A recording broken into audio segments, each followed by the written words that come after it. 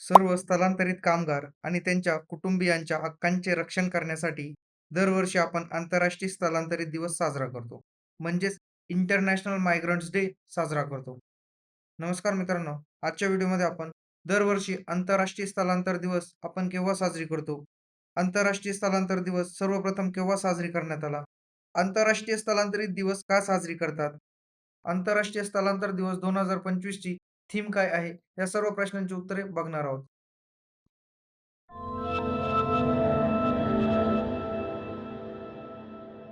दरवर्षी आंतरराष्ट्रीय स्थलांतरित दिवस 18 डिसेंबर रोजी साजरा करतात. या दिवसाला आंतरराष्ट्रीय प्रवासी दिवस म्हणूनही ओळखले जाते.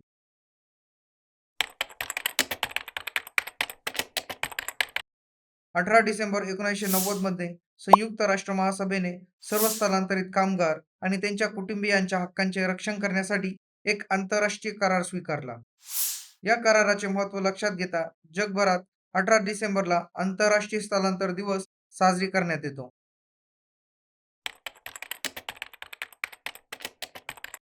18 डिसेंबर 2000 रोजी पहिला आंतरराष्ट्रीय स्थलांतरित दिवस साजरी करण्यात आला. स्थलांतरित लोकांच्या हक्कांचे संरक्षण करणे, त्यांचे जीवनमान सुधारण्यासाठी प्रयत्न करणे, त्यांना समाजाच्या मुख्य प्रवाहात समाविष्ट करण्यासाठी जागरूकता निर्माण करणे, स्थलांतरितांच्या योगदानाचे महत्त्व आणि त्यांच्या समस्यांवर लक्ष केंद्रित करण्यासाठी आंतरराष्ट्रीय स्थलांतरित दिवस साजरी करतात.